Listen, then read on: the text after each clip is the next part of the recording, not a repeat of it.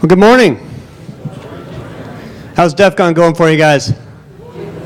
Yeah. Still waking up. How many of you are here with the hangover? How many of you are here still drunk? Right on. All right, we're going to go ahead and get started. My name is Andrew Whitaker. This is Dave Williams. What's going on, hackers? So just start off with some brief introductions. If you got the program guide, you can read the bios. I'm not going to do a whole lot of time in any introductions. I'm going to just say briefly about myself. I'm the Director of Enterprise InfoSec for the Training Camp and InfoSec Academy. We offer courses in license penetration testing, so you can actually get an international license to be a professional hacker all over the world. So that's pretty cool, because as long as you have a license, it's okay to hack, right? And we also offer the Certified Ethical Hacking course as well. I also do a lot of writing. I've the author of the book, Penetration Testing and Network Defense. It's one of mine. It was for sale over at the EFF table in the vendor area. Last time I checked yesterday, they were all sold out. But I will be doing some book signings immediately after this over in the vendor area. Dave Williams, he started out actually as a security intern for the training camp, and then we hired him on full-time. He now supports our information security for our U.S. operations. We have about 10 sites in the United States and several over in Europe. With that, let's go ahead and get started. So what is this talk about? This talk is corporate network spying, how to spy on corporate networks. What this is essentially a training on corporate network spying. This is designed for those beginner to intermediate skills. Now what you find when you come to a conference like Defcon, there's going to be some people or some talks that are really designed more for the intermediate to advanced crowd. They're really, really cool, but only about 5% of the people that attend it can fully understand the talk. This is more designed for more the beginner to intermediate, because what I find is that everybody has to start somewhere. Everybody has to learn about packet capturing and corporate spying. So this is more designed for that crowd. And I really appreciate talks like Atlas gave that really deal with, okay, where do we start with and how do we get to become more skilled? What this is not a discussion of some hot new exploit which may only be theoretical, only work in a lab environment. Okay? We're going to be talking about things that have been tried and true. They work. This is also not going to be an overly technical discussion that only 1% of the techie world will understand. My goal is that everybody here will be able to grasp it, no matter what your background is. In fact, I was reading on the Defcon forum, roughly about 39% of the people that come this year are new to Defcon this year, which means so this will be a good introduction for you. So what are we going to be talking about? We're going to be discussing corporate network spying. What is corporate network spying? We're also going to do a rehash of how do you get around the issue of switches when you're spying on local area networks. Now, for a lot of you that might be review, but for some of you that might be brand new. But a lot of the techniques I'll be talking about have been spoken at previous Defcon conferences. Then I'll be demonstrating or showing you snapshots of several tools that are designed to capture specific types of traffic on corporate networks. For example, we'll get into things like Mail Snarf, which is specifically designed to capture email traffic on a network. Also demonstrate things like an MSN protocol analyzer, which is designed to capture MSN messenger traffic. Then we're going to get into a demo. Now, half this is going to be our presentation. The other half is going to be our demo. Now, our demo, we're going to be able to show you one of the most challenging parts of corporate network spying, which is how do you get onto a remote network and start capturing the traffic. Okay? It's easier to do if you're trying to spy on your corporate network. It's harder to do if you're trying to spy on somebody else's network. Okay? By the way, everything I'm talking about, it's all theoretical, hypothetical. I don't endorse it. That aside, so my lawyers are happy now. But when we talk about corporate network spying on remote networks, it gets much more challenging. So the demo we're going to show you, we're actually going to set up a phishing scam. We're going to set up a phishing scam to get a user to click on a link, download what looks like a legitimate executable file. We're actually going to have them install a practice test software. While the practice test software is being installed off of a website, we're going to be installing a netcat backdoor Trojan at the same time, without the user knowing. Once the netcat backdoor Trojan is installed, we'll then get into that remote system, and then we will download a command line packet capturing software. We will capture some software. We will upload that back to our attacker machine, and then we will reassemble it. Okay, so we'll be reassembling, for the sake of our demo, we'll be reassembling a JPEG. Because if you ever look at a packet capturing of a JPEG, it's just a bunch of garbage. So I'll actually show you how to reassemble it, and we'll be using a hex editor for that. So definitely stick around for a demo, because it should be pretty cool. Let's go ahead and get started. I've already talked about what is network spying. Network spying is basically wiretapping into a network, targeted packet capturing. Now you can do it one of two ways. You can either just try to capture all traffic and then analyze it, which a lot of times if you're trying to do it remote onto another network, that makes it, a lot of times you're just trying to capture everything and then sift through it and try to see if you have anything meaningful. The other way is just to try to capture traffic that is meaningful to you, such as passwords or emails or what websites people are going to. So some of the tools we'll be demonstrating are only for specific types of traffic. Who does corporate network spying? Well, legitimate would be law enforcement as well as corporate networks. FBI, NSA, they do a lot of corporate network spying. You also have corporations that have consent. So chances are your boss is probably spying on you, or more likely you're spying on them. And then you also have hacker hobbyists and some corporate espionage going on as well. Just kind of give you an idea of some of the things the FBI and NSA have been doing in the past. They have been using semantic forests. What semantic forest does, and it's actually been in the news, they haven't mentioned this particular name, but we've been hearing a lot about this in the news. What semantic forest does is it does automatic capturing of all voice conversations, and then does automatic transcription of all those voice conversations, and indexes it so that it's easy to search. Now, we've been hearing a lot in the news the past year about how the FBI, NSA have been capturing voice conversations. This is what they're generally using. So a tool called semantic forests. Carnivore, also known as DCS 1000, they got rid of that in 2005. They actually started moving away, FBI started moving away from it about 2001, 2002 to go to some commercial solutions. But what Carnivore did is it allowed you to tap into a ISP, be able to capture traffic. It involved a packet capturing software, a tool called Packeteer, which allowed you to reassemble packets, and CoolMiner, which allowed you to search for certain phrases, such as passwords. You also have things like Echelon. Echelon is a cooperation between both the UK and the United States that allows you to that allows the FBI, or really the NSA, to be able to capture communication that crosses borders. And you have Magic Lantern, which is another capturing software. Corporations do a lot of spying. For corporations, PC Magazine said that 77% of companies are spying on their employees. I've even seen statistics higher than that. The American Management Association reported 81% of corporations are spying on their employees' email. Okay. You have 42%, according to that survey, that said they were spying on what their employees were doing with instant messaging. So chances are corporations are going to be monitoring what you're doing. Justifications for that, well, some of the justifications are to ensure employee productivity, to ensure the company is void of illegal activity, and to protect trade secrets. If you're a sysadmin, you're probably spying more to see what your boss is up to. So, you also have hacker hobbyists. People that just go around, just look for wireless networks. Look for wireless networks, or I don't know, let's just say hypothetically, maybe you're at a hotel in Vegas, and you start looking for networks, like the one in your room. And you start plugging in, seeing what you can find. Maybe you can find some MAC addresses. Maybe you can duplicate your MAC address. And apparently, some of the hotels even shut down your port if you start duplicating your MAC address. Who knew? So, other examples, you also have corporate espionage. With corporate espionage, a great example of that, Oracle and Microsoft. Some of you may remember the story. Back, I think it was 2000 or 2001, Larry Ellison came out and confessed that he was hiring people to dig through the dumpsters of Microsoft to see what Microsoft was up to. And so a lot of companies, big and small, are doing corporate network spying. Legal and ethical considerations. I'm not going to spend a lot of time on this. Basically, if you don't have consent, you don't have authorization, it's going to get you in trouble if you get caught. So let's move on to the good stuff.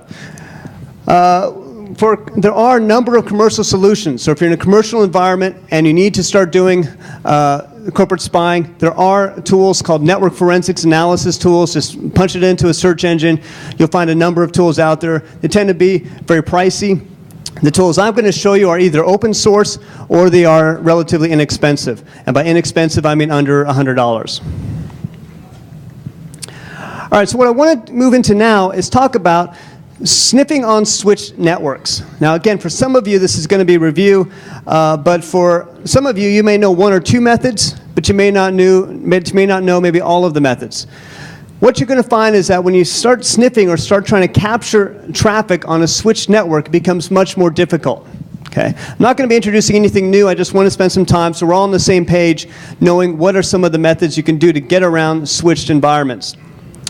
First off, what about hub environments? Now, most places are not using hubs anymore, but with a hub environment, if a user, say user A, wants to send traffic to user B in that slide, user C would be able to see it as well. It's called a shared Ethernet environment. Everybody's able to see the traffic. Okay? That's an ideal world for a malicious hacker trying to spy on a corporate network. Everybody's using hubs. In the real world, however, people are going to be using switches. What happens with your switch is when user A sends traffic to user B, well, what the switch is going to record the source MAC address in its MAC table. So the switch will see that we got a source MAC coming in on fast Ethernet 01, and it's going to plug that into its MAC table. It's then going to look up the destination address, which is going to be user B, its MAC address, and it's going to see if it has that in its MAC table. At this point, it does not have user B in its MAC table, so it's going to end up flooding it out, both ports, fast Ethernet 02 and fast Ethernet 03. At this point, if a malicious hacker was at user C would be able to see that traffic.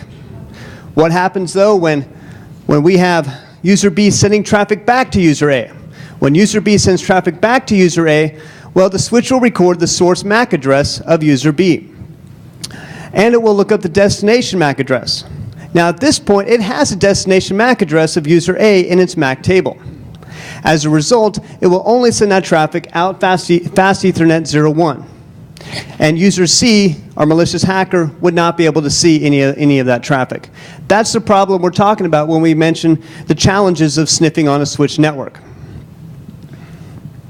So there are several solutions. We have ARP poisoning solutions. I'm going to talk about two methods for ARP poisoning. We have MAC duplicating, MAC flooding, and port mirroring. For ARP poisoning, the first method is you're going to be crafting ARP replies. Here's what happens. When user A wants to send traffic to user B, one of the first things user A will do is send out an ARP request saying, what is the MAC address of user B?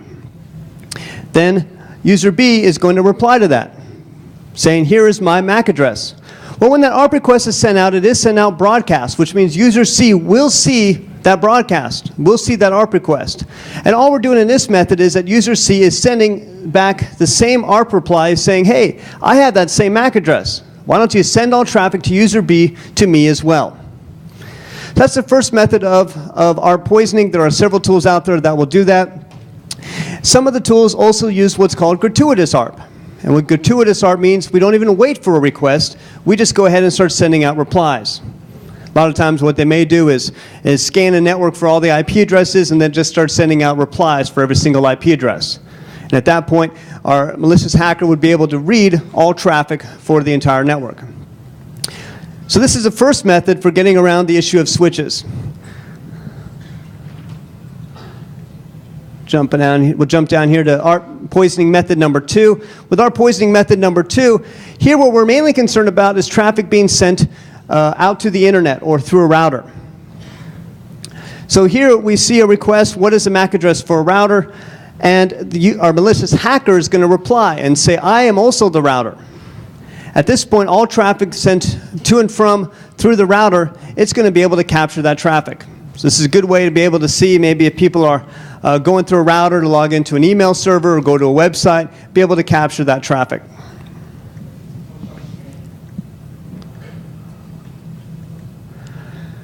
Another method is MAC duplicating. Now, MAC duplicating is a much more simple method. Here, all you're doing is you're finding out what is another host on the network, and you're going to duplicate that same MAC address. At this point, the switch can have 2 entries for the same MAC address. Now, this really does depend on the switch. Some switches will allow to have the same MAC address be associated with more than one port. Other switches, they may alternate. As soon as they see a MAC address on one port, they'll only send traffic out that port. They see it on another port, they'll switch over and only send it out that port. So spoofing MAC address is not the most efficient method, but it is a method that you can do. Another method that I find pretty successful with is MAC flooding. What MAC flooding does is it floods the switch with a number of MAC addresses. Your switch has a limited amount of memory, called content addressable memory, of the number of MAC addresses it can hold. As soon as you fill that up, well, at that point you're going to flush out all the MAC addresses it knows about. And now you have all these bogus MAC addresses, and essentially you're going to end up turning your switch into a hub. It's just going to send traffic out all ports. The one thing about MAC flooding is with some lower end switches, it ends up essentially doing a denial of service, and it can actually end up crashing the switch. So MAC flooding, example of MAC flooding is a tool called MacOF. Here you see the output of MacOF. Very simple to run. It's from a Linux prompt. You just type MacOF, press enter, and it will begin flooding with, I forget the statistics, but it's something like 100,000 MAC addresses per second. We'll begin flooding the switch. Another method you could use for getting around the issue of switch networks is port mirroring. Now, port mirroring is actually a very legitimate method that a lot of people use if you have to maybe set up an intruder detection system, or maybe you want to actually legitimately sniff traffic on your network. With port mirroring, Cisco calls it SPAN, Switch Port Analyzer. You're basically setting up your switch so that all traffic on your network will be sent out this port. So it's almost as if one port on your switch is like a hub. It's able to see all traffic. Now, if you're a malicious hacker, what you're going to have to do first is compromise the switch to be able to configure switch port analyzer or port mirroring. I have the output here for you Cisco people in the audience. This is how you configure port mirroring on a Cisco switch. Just monitor session, you give it a number, you specify the source, and then you specify what the destination is. With Cisco, you can not only specify individual ports that you want to capture, but you can even specify entire VLANs that you want to capture. So here I see the an example configuration. And all of this is on the CD as well. So if you're trying to write it down, it is on your CDs. So let's move on to talk about some specific packet capturing software. Now, I'm going to use the term sniffer a lot. Sniffer is a registered trademark, but it's become just a common term, so forgive me if I use the term sniffer a lot. There's a number of packet capturing software. When I went out to Packet Storm Security, there was over 200 tools, or actually I think it was 198 tools just used for packet capturing. I'm going to be demonstrating some of the more popular tools, some of the open source and free tools, including WinDump and TCP dump. WinDump and TCP dump, these are command line tools. WinDump, Windows, and TCP dump is Unix and Linux. And Ethereal, which is now called Wireshark. So WinDump was developed by Loris Di Gianluca Vereni, and some other Italian people. Forgive me if I pronounce their name wrong. This is TCP dump. It requires a WinCap or libpcap library, so you have to get that installed first. There's a number of options from this. Now, why am I talking about a command line tool? Well, the benefit of a command line tool is when you want to get access to a system remotely. Okay? If I want to get access to a system remotely, I'm probably not going to have a GUI that I can work with. I'm going to want to try to get some type of command line tool on the remote system because it's easier to get a command line than it is to get a GUI. Some examples of what you can do with WinDump. WinDump-D will list off all of your interfaces. WinDump-I will allow you to select which interface you want to start capturing software on. You have some other options there, including -W, which will write to a log file, and -R, which will read from a log file. And we'll be demonstrating this later on in our demo. Here you see the output of WinDump. It's not the prettiest output to analyze, but one of the nice things about WinDump and TCP dump is that it can also be read by Ethereal, which is now Wireshark. So we're actually not going to be analyzing WinDump output directly. We're going to open it up within Wireshark and show you that, because it's easier to read within Wireshark. So Wireshark, I think it was it last month, Dave, when it switched over to Wireshark? Yeah, about 2 months ago, Ethereal became Wireshark, supported by a number of programmers, over 100 programmers, recognizes over 759 protocols. How many of you have ever used Ethereal or Wireshark? It's an awesome, awesome tool. So you're familiar with it. We'll be showing you some output here. Here, just to kind of walk through it, you got three main panes. The top pane is going to be showing just the overall traffic. The middle pane is going to show you the various headers. And then the bottom pane is going to be all of the hex output. So I don't know if you guys can see on the screen here, but what we got here is we're doing a DNS lookup. We got an A lookup for defcon.org. You could then see that we got our response. You then see that we're going out to Netcraft. When I did this, I had the Netcraft toolbar. So we see a little Netcraft lookup to make sure that that Defcon's not part of a phishing scam. And then you go through and we see the three-way TCP handshake, SYN, SYN-ACK, and ACK. And then the GET request. Now, what a lot of people may not be familiar with is the fact that you can reassemble your TCP streams. If you right-click on any of your TCP traffic, you can go down to Follow TCP Stream. When you do that, you pull up on your screen, you have the red and the blue. The red is information that was sent out. The sender, the blue, is the receiver. So here we see we're sending out, we have a GET request in the red, and then a response in the blue. You can use Wireshark to do a lot of do a lot of password sniffing. There are a number of protocols that send their traffic in clear text, Telnet and POP and SMTP, just to name a few. But in addition, even those software applications that do try to encode or encrypt their passwords, oftentimes it's very easy to reverse, such as LAN manager hashes, which are kind of old now, but LAN manager hashes, very easy to reverse. Just take the password, split it into seven characters, convert it to uppercase, and then run DES against it. Very, very easy to compare hashes with that. You also have things like VNC and some others that are very easy to crack. So if you're able just to capture some of the passwords, even if they are encoded or encrypted, a lot of times you can use that to then not necessarily reverse the hash, but compare hashes.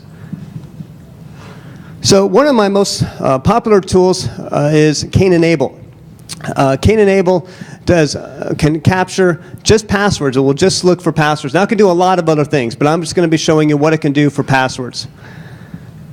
Cain-Enable, here we see an example where it's sniffing and it's able to capture POP passwords. So you're able to see somebody logging into a POP account, victim 14 with a password of Defcon 14. Here we're able to see the output of, looks like a NTLM session. Somebody was logging into a Windows box. Now here we have the hash, and the hash is not the password, but then we can either do a rainbow table crack against it, or we can maybe pull it into a tool like what AtStake provides, or some of the other tools that will crack your LAN manager hash. You can even right-click on your LAN manager hash and choose Send to Cracker. So begin cracking the password. You can even do Telnet conversations. Okay, Telnet is sent clear text. It will capture a Telnet conversation in Cain-Enable. Again, if you right-click, you can go straight to View. It will pull up in a text file all of that Telnet conversation. In this case, we're logging into a router. So it's able to show you that we're logging into a router, and the password in this case is let me in. Here we see an example of going out to a website, logging into two different websites. One is hotpop.com, and another is excite.com. By the way, hotpop.com, if you've never been out to it, it's one of my favorite sites. It's basically anonymous email, free email. So you know how when you register for, or when you get an email account, a lot of times you got to put in another email account or some other information to verify you. Hotpop does not require that. So it's completely anonymous. So here we're logging into Hotpop. Now it did do some encoding of the username. but we were able to get the password. Now, in comparison, for Excite email, we were able to get the username, but not the password. However, it's fairly weak because if you count the number of characters here, it's the same as Defcon 14. So you can see how many characters, when you go to Excite, how many characters the password is. Here we also see an example. This is FTP, and we're able to capture FTP traffic. So here we have anonymous and then a password that was sent through FTP. Now, another tool you can use is dsniff. Question? Yeah. Yes, it can do wireless as well. Yes. His question was, can Kane enable sniff wireless traffic as well? The answer is yes. Yes. So another tool you can use is dsniff. Dsniff is cool. It works on can work on Linux and can work on Mac. I've seen a lot of people with Macs here, so you can use dsniff. But it can be used only to listen for passwords. So here we see we just ran it for a while, and we were able to see that here we got user Defcon. There's the password. Here we got DC Williams, Dave Williams logging in. So it will capture your password. So if you can get this onto a system, just run it on a network, you can begin capturing passwords. In this case, it's capturing POP passwords. It's also not difficult to be able to write your own packet capturing software to do this. All you do is you just capture the traffic and then just write a filter to only look for the phrase pass or the phrase user. Begin looking for it. Ettercap is another great tool to be able to look to sniff passwords. It has both active and passive capturing capabilities. Now, what do I mean by active and passive? Well, passive is like in a hub or a wireless environment. It's a shared environment. You just want to capture all of the traffic. Active means it's going to use one of those 5 techniques I told you about. Either the R poisoning, the MAC duplicating, the MAC flooding, the port mirroring. One of those active attacks. Here we see an output of Ettercap. And I'll kind of zoom in here. With Ettercap, you can see it was able to grab a user, Quicksilver, and pass. You can also get people's email traffic. Here we see an example with email traffic. We're able to see, again, a username, victim14, and we jump down here to the password, Defcon 14. Now, the neat thing about this is a lot of times what people use for their email password is the exact same password used to log into their Windows machine. So if you're hypothetically at a hotel and you're able to capture somebody's email password and you have their IP address, you may then try to connect into the C share, the admin share on that machine using that exact same username and password, because a lot of times people will reuse that password. Again, you can right-click and go to Follow TCP Stream. When you right-click and follow TCP Stream, we have here shown out the user and the password. You can also use it to read email messages. And again, right-click and go to Follow TCP Stream. We can see here we have an email message, and this particular email message says, hey, the DEFCON conference is coming up. Can we send some feds to it? So there's our email message. Sincerely, victim14@punkass.com. Here's an analysis of email message, but this time using Ettercap. Here we got the username and password as well. MailSnarf is another great one. MailSnarf is probably one of the easiest ones to use. You just type MailSnarf, and it will sit back and start capturing all mail messages that it sees. Here we see an output of that, and it just, to run it, all you do is type MailSnarf, and then it will start listening. Now, it listens by default on ETH0, so if there are some switches you can do if you want to specify a different interface. But we can see here is the output of the email message just saying testing MailSnarf. Analysis of FTP traffic, walk you through this. Here we have username, Defcon 14.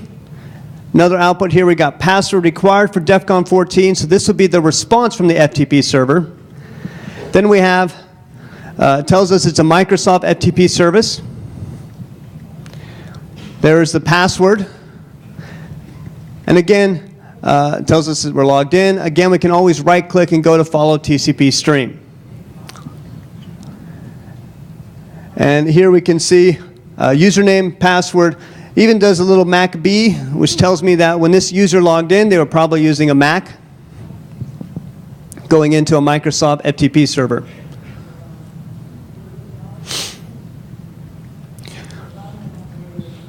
EtherCap can do the same thing. But what EtherCap will also do is show you the FTP traffic once a person's logged in, and makes it a little bit easier to see than say Wireshark. So here we see it's just sniffing, and it's able to see we're doing a directory listing within the FTP server. So it makes it real easy to monitor somebody's FTP server. Of course, once you have the username and password, you can just get in yourself and see what you can find. There's also tools for MSN Messenger traffic. Now you can always use Wireshark. Here we're using Wireshark to capture your MSN Messenger traffic. So here we got a message saying, hey, we need to send feds to the Defcon conference. Hackers are bad, very bad. And we got a response from attacker14 at punkass.com. And attacker14 tells us, no, there's no need to send a fed. I'm sure nobody will do anything illegal there. But an even easier tool for capturing your MSN Messenger traffic is you can use MSN Sniffer. And there are a number of other tools out there, MSN Protocol Analyzer and some others, but MSN Sniffer works pretty well. MSN Sniffer, you just start running it, and down in the bottom window, it will show you all messages, just for MSN Messenger. Now, the way to read it is you actually have to start on the bottom, because it adds messages up to the top. So here we have it. Is it okay to leave my wireless open? You don't think anyone will use it, do you? And the response, nah, you have nothing to worry about. Where do you live again? You can also use it to capture web traffic. URL snarf is a great tool for that. URL snarf, run from a command line. It's also part of the dsniff suite of tools. Just run it from a command line, and it will sit back and just capture all of the URLs that a person is viewing.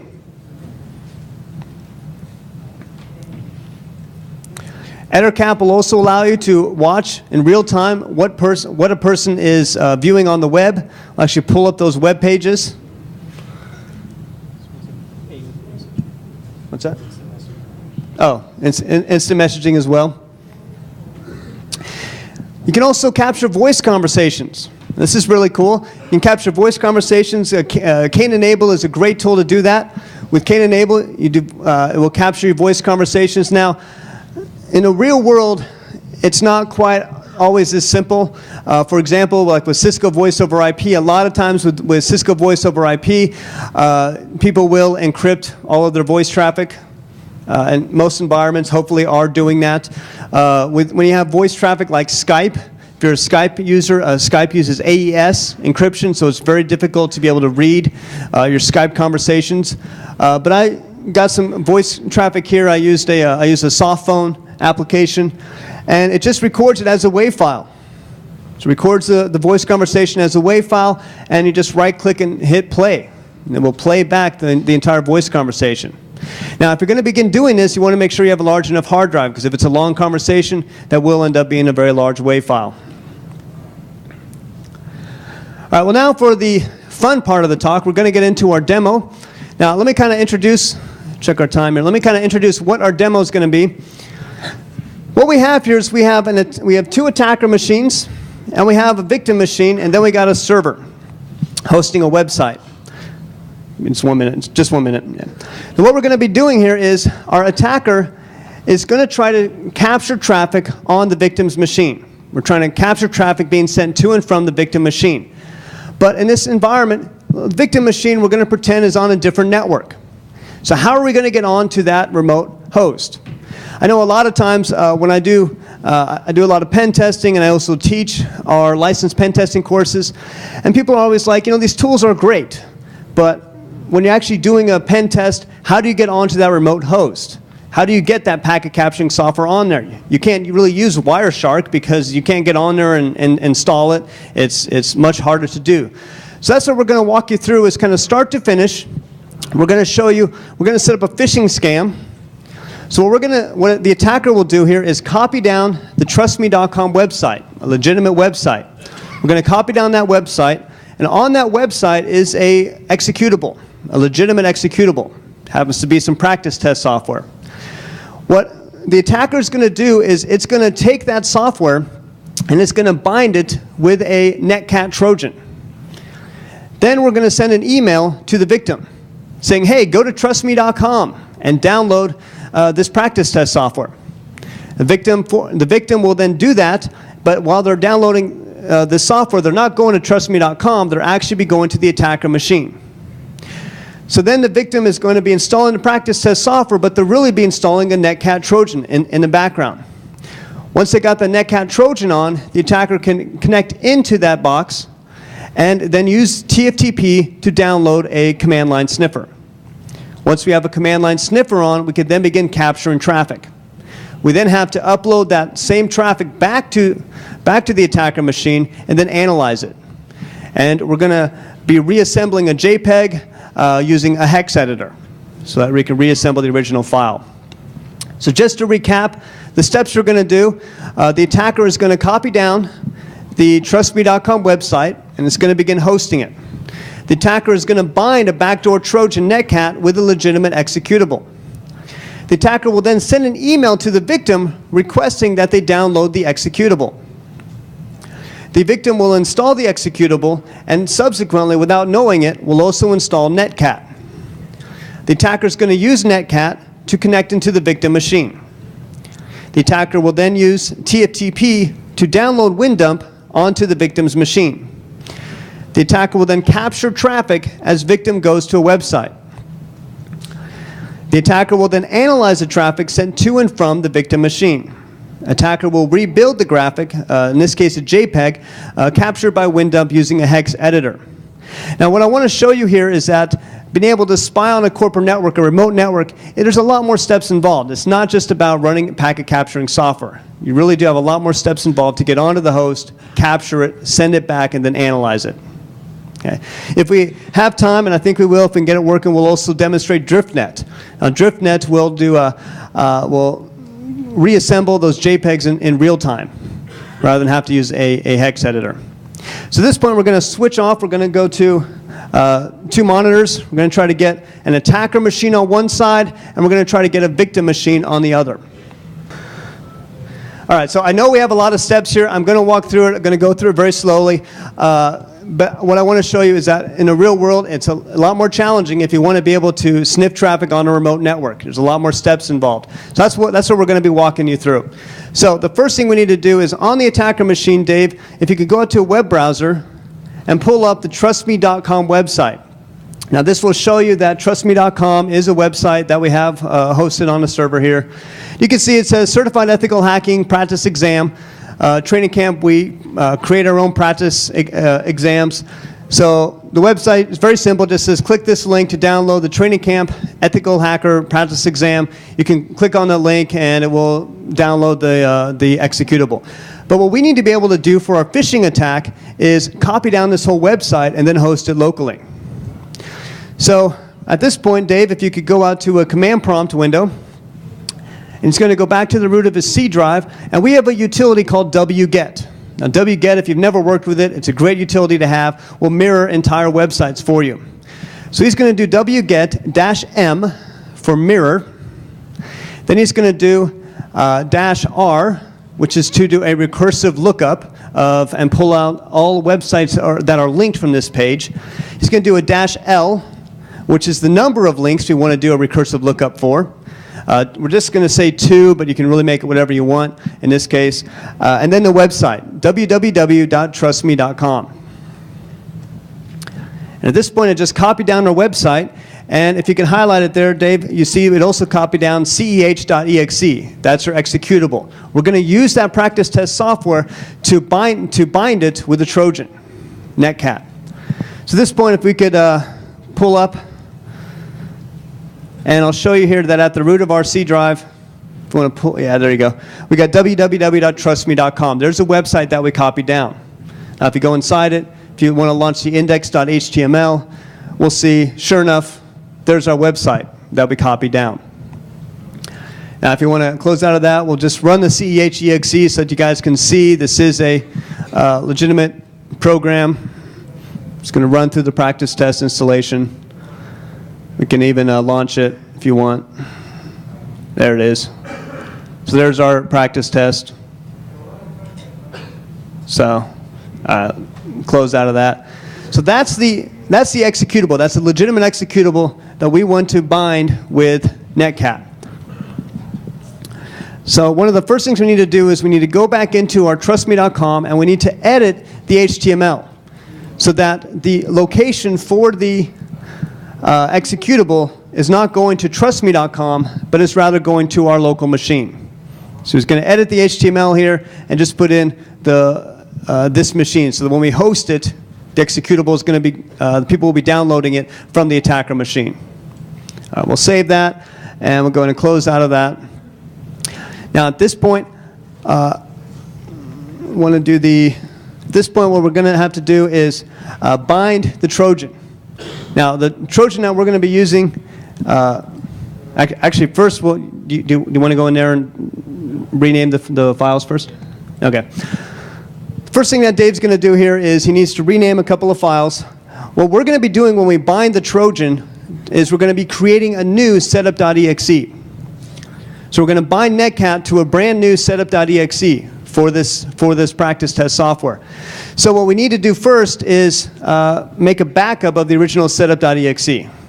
So the original setup.exe, we'll just call it z.exe. Now setup.exe makes a call to setup.lst, so we're just going to make a copy of that and name it z.lst.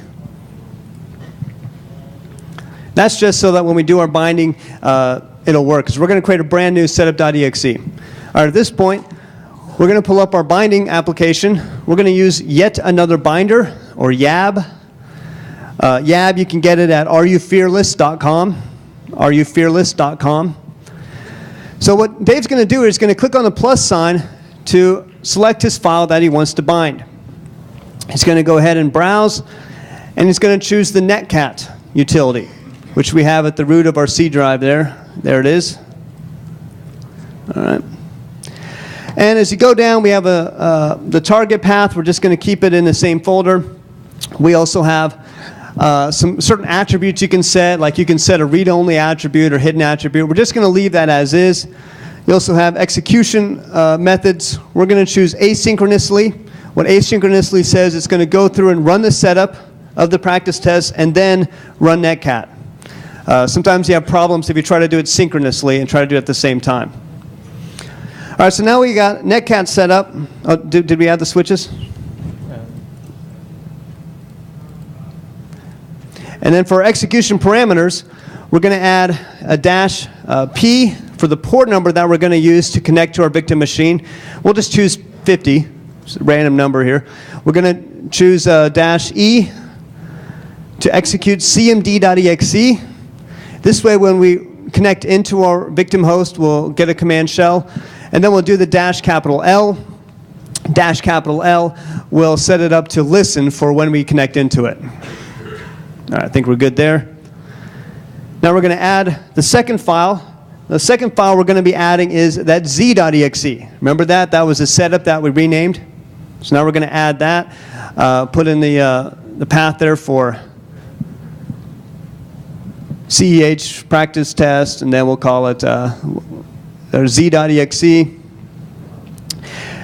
And hold on, Dave, we'll just show, there is an option there for registry startup methods. We're not going to use it, but what's nice about that is if a person restarts their computer, you can have Netcat start up every single time by putting it into the registry. It's kind of a nice option there. We'll just go ahead and hit OK there. So the next thing we need to do is we're going to go to the options menu. We're going to deselect, melt the stub after execution. We're just going to keep Netcat running there. We're just going to keep it. We're not going to erase it afterwards. We're also going to change the icon of our new setup.exe so it looks like a legitimate setup.exe file. And now we're going to go ahead and click the build button.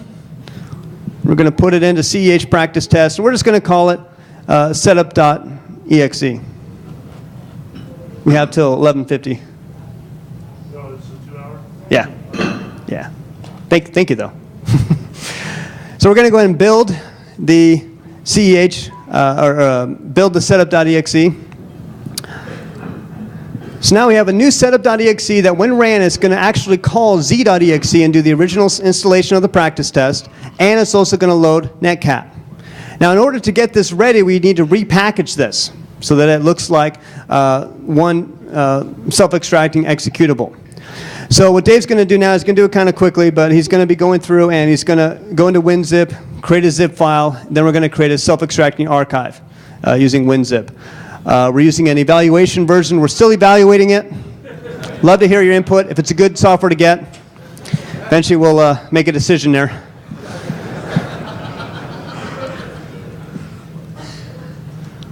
So he's just going through and just creating a new, calling setup.exe. He's going through this kind of quickly, but there we go. We'll cancel out of that.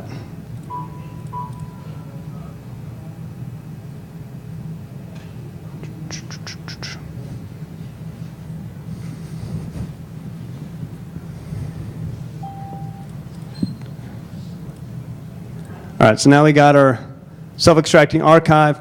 He's then going to put that back in the folder for www.trustme.com.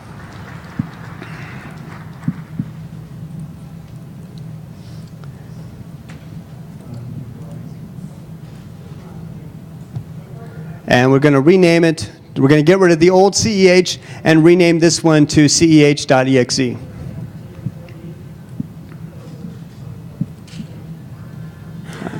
So now what we need to do is take these files and host it. We're already running IIS on this box. So now we're just going to copy these into the cinetpub www.root folder so we can begin hosting this website.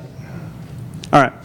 So just to recap, what we've done so far is we've copied down trustme.com, we've copied down the practice test software, we then created a new setup.exe that would bind netcat with this, with the practice test software. We then put it into the inetpub directory, so we're going to begin hosting this website. I'm now going to draw your attention over to the victim machine, over on your left.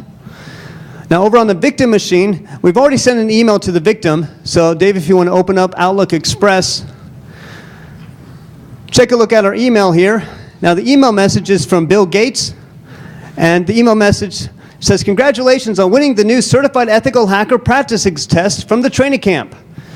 Now, one of the key signs that you're under a phishing scam is grammatical errors.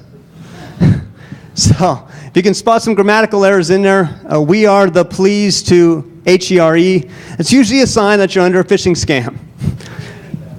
So they are getting better. They're learning about the new thing called spell check. It's a great new technology. But what you'll see is that it says, go ahead and click on this at trustme.com. Now, we did a very simple phishing scam. If you take one of our classes, we show you much more advanced ways to be able to hide what the real website is that you're going to. But here at trustme.com, and I don't know if you can see it down the lower left, but it does show you what the real IP address is that you're going to. And Dave, if you want to go ahead and pull up the source of that email, we'll go on to properties, we'll go into the message source, and here we can look at the HTML source for the file, and you'll see that while it says trustme.com, what you're really doing is going to, in this case, 10.1.1.3, is it? Yeah, 3, which is the attacker machine. So the user thinks they're going to trustme.com, but they're really going to the attacker machine. Let's close out of that. Well, if I'm the victim, I say, hey, cool, I got some free practice test software. Let me go ahead and click on it. Pull up the web page, and there is our website. Now, this is actually on the attacker machine, but the user will think they're on trustme.com. Now, in this case, it's just showing an IP address, but a lot of unsuspecting users will see an IP address and not really think twice about it. So at this point, Dave, go ahead and let's just go ahead and run our new executable. You saw very quickly, you saw that it was extracting the archive. It's now going through. It looks like it's installing the practice test. Pretty cool. We got a new practice test. I like that. Now, it works. Now, Dave, if you would, go out to a command prompt and run netstat-a. What netstat-a will do is tell you what ports are listening, and sure enough, we have port 50 listening, which is used by Netcat. So at this point, I just installed a practice test software, but in the background, I installed Netcat. So now we're going to go back to the attacker machine. So draw your eyes over here to your right. And on the attacker machine, we can now use Netcat to get into the victim machine and download some packet capturing software and begin capturing traffic. So he's using PuTTY. You can use really whatever telnet application that you want to use. Dave just happens to be using PuTTY over here. And he's already got a pre-configured to go to the victim machine. So we'll connect. Now at this point, even though he's on the attacker machine, he's telnetted into the victim machine. And just to verify that, if you want to type the word hostname, and by typing hostname, sure enough, we are now on the victim machine. Okay, question? How would you know the host name or the actual, how would you get the IP address of the user's computer? And you get out of the web box. Yeah, exactly. Instead of, you have to set the victims behind a firewall. Wouldn't you want to use the netcat over here and just load the main shell out? Yeah, let me just mention their comments there. One of the comments was, how do you get what the victim's IP address is? Well, you can always look in the web logs. That's one method. And then this other gentleman mentioned, well, you can also do netcat the reverse way, which would also be might even be a more efficient way so that you can get a reverse shell. There are many ways to do it. Session has to initiate inside the firewall. It's going outbound. Yeah. That's the firewall. Yeah. Now, we also chose port 50. Chances are a lot of firewalls are going to block incoming traffic from port 50. Much more common port might be TCP port 53 inbound, because a lot of firewalls do have that open to be able to do zone transfers. So a lot of different ways to do this. We're keeping it relatively simple for the demo, because what we really want to show is some more of the packet capturing. All right, so here we're on the remote machine, and at this point, we're going to do the TFTP. So we're launching a TFTP server. It's Trivial File Transfer Protocol. Just going to be used. We're going to use that to be able to download the remote Trojan. And what Dave's going to do is do a TFTP. Actually, yeah, we'll go to the root. TFTP-I to get a binary file. I'm going to do a GET request. WinDump.exe. And of course, this is expecting that the firewall will allow you to TFTP outbound. So we're going to get WinDump. And sure enough, the transfer was successful. We see it both in our telnet window as well as up top in our telnet server. We were able to transfer WinDump. Now that we have WinDump transferred, we could do WinDump-D. That will show us what interfaces we have on our victim machine. We see that we have, I don't know if you can pull that up a little bit there, Dave. There we go. So we have WinDump-D that shows us our interfaces. We have a dial-up adapter, and we have our network adapter. We're going to use the second one. So we're going to do WinDump-I for interface, 2 for the network adapter. We're going to do -S0. Now what -S0 is going to do is that's going to specify what length or how much of the packet we want to capture. It's somewhat counterintuitive because 0, you would think you don't want to capture any of the packet. But it's actually, whenever you specify 0 as your length, it's going to end up capturing the entire packet. We want to capture the entire packet because we want to later reassemble it. We're then going to say -C. And we'll just say 200. -C is how many packets do you want to capture. So really, you could play around with this. I'm just showing a basic example here. We'll just say 200 packets. And then we're going to do -W, so we can write this to a log file. We'll call it log.txt. We'll go ahead and run that. Now, we need to generate some traffic. So over on the victim machine, over on your left, Dave's going to pull up a web browser. We're just going to go to another website, say victim14.com. And very simple page here. Since we're going to be reassembling a graphic, it's just a page with a graphic on it. He'll refresh a few times to try to get 200 packets. And sure enough, after he refreshed a few times, we got 200 packets captured. So WinDump has now stopped. Now that WinDump has stopped, we can now send that log file back to the attacker machine. So we'll do a TFTP, and we're going to specify the IP address of our TFTP server, and then we're going to put that file. So we're actually controlling the victim machine right now, and we're putting our log file back on the attacker machine.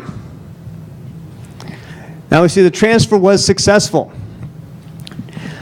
Now what we're going to do is we're going to open up. Actually, let's first show that the log.txt file is there. And it's there. So now what we're going to do is we're going to open up and within Wireshark or Ethereal to be able to show you this traffic that we were able to capture. And we're going to go ahead and be reassembling the graphic. I'm actually going to ask Dave to kind of take over from here because he's really good at reassembling various binaries and graphics. So Dave, you want to take it from here, kind of walk through what you're doing? Now that I have the log file there, I'm going to open that up. So I'm going to go down to all files because it's a text file. Scroll over to a log file. So now we have the full traffic that was captured on the other machine. You can see Windows Update was trying to run over there. I'm just going to search for HTTP traffic since we know that we just want to see what they were checking out on the web. So we're going to put in HTTP for a filter. Just hit enter. Now it pops up all the HTTP. You're going to see a lot of the same copy because I refreshed the same image multiple times. Here it's we go to file TCP stream. You're going to see the get headers and then the receive headers. If we start scrolling down here, this is the JPEG. This is what a JPEG looks like in binary form. Doesn't look like much right now. Unless you're really geeky, you won't be able to see what that image is. So what we want to do is we want to reconstruct that. First, we're going to just check out the conversation that we received, that we captured. We don't care what was sent from this machine to the server. We just want to get the other information. Now, on FTP, this is really easy. Doing an FTP, you don't have any of this stuff here. This is the HTTP headers. This will mess up reconstructing the JPEG. So normally in an FTP, we just do save as, select raw, and then name it test.jpg, and then you'll be able to open it up no problem. But since they're using the web, and that's usually what most users are going to be using that you're going to want to spy on, we're going to go to raw, save as, save it to the desktop.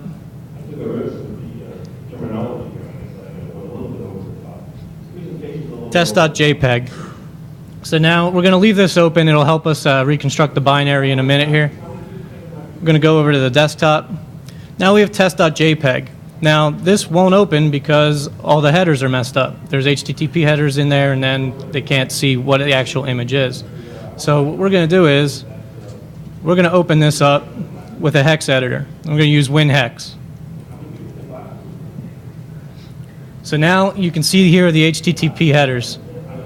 Well, we want to find out where JPEG starts. So you can see here we have JFIF. That's the first recognizable character that's printed out there. But you can see that there's another couple characters here that aren't printable. So what we're going to do is we're going to come here and we're going to count over. 1, 2, 3, 4, 5, 6. So we know we're 6 over from the first JPEG readable characters. So here's a J. 1, 2, 3, 4, 5, 6. So this is the very start of the JPEG header. Once you start doing some of these reassemblies, you'll see that they're always the same. So all JPEGs are going to have that as the header, all EXEs, all WinZip. So we're going to get rid of all this other junk in front of it. So we're going to go up and highlight all of it. Make sure you get everything. You forget a bit and it's not going to reconstruct. So we want to get rid of it. We're going to right-click, go to Edit, go to Remove. It's going to ask if I want to remove it. I'm going to say yes. So now the top of our JPEG header is okay. But we'll notice that since I refreshed a bunch of times in that follow TCP stream, there's also a couple other HTTP headers that got thrown in there. So we're going to want to clean them out as well. Sometimes the scroll doesn't work that well. Use the mouse.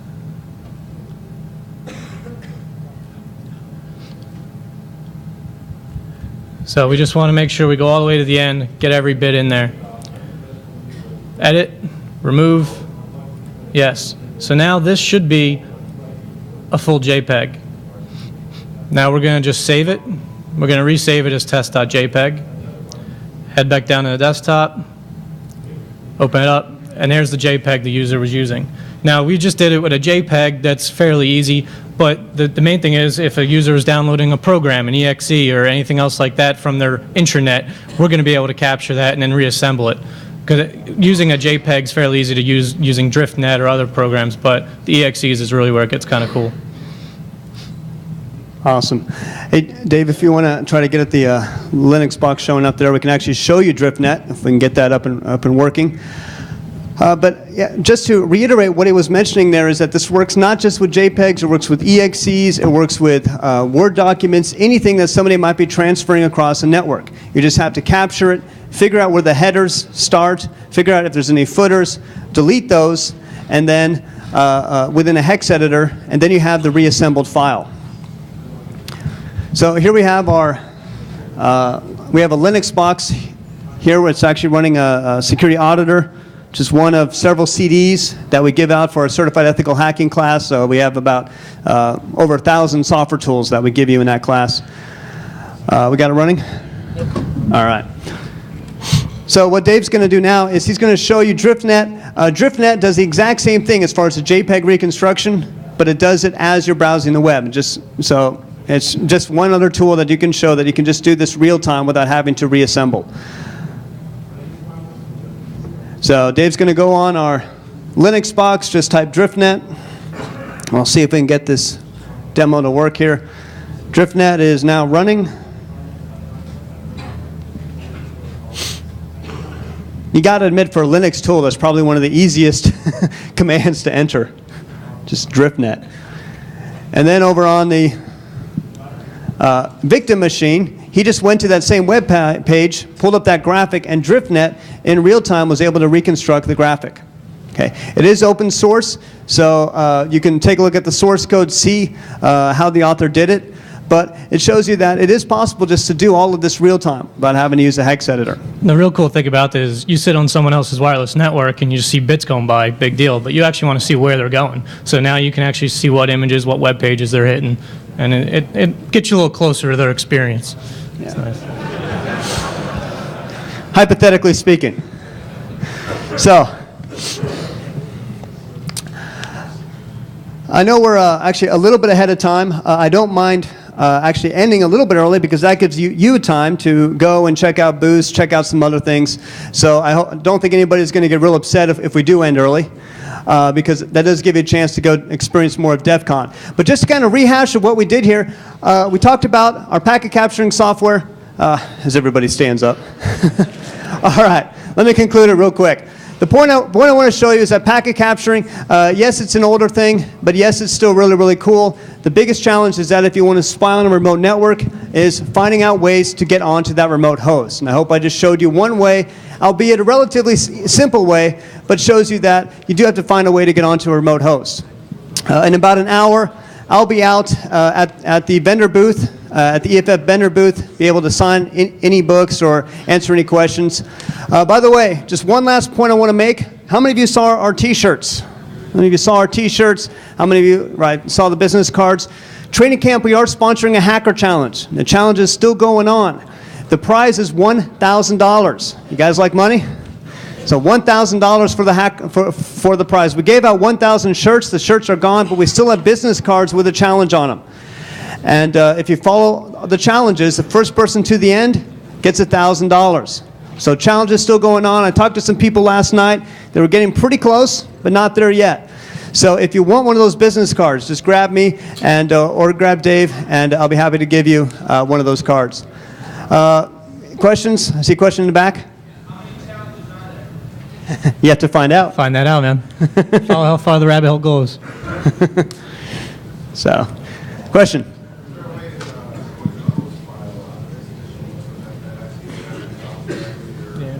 Yes, absolutely. The question is there a way to poison a host file? Absolutely. There's actually a great book called Windows, it's a Microsoft Press Windows command line tools. I forget the exact title, but if you get into this kind of stuff, you definitely want to grab a hold of that book, because Windows 2000, 2003 has like hundreds of command line options. And one thing you can do is from a command line actually poison someone's host file, or you can even change what their DNS server is. So you don't need access to the GUI. You can actually do it straight from a command line, which is really cool. Redirect them to you. So. All right, well, I'm going to go ahead and end up early, giving you a chance to see some other talks, giving you a chance to check out the vendor booth and check out some of the things going on. Thank you for your time.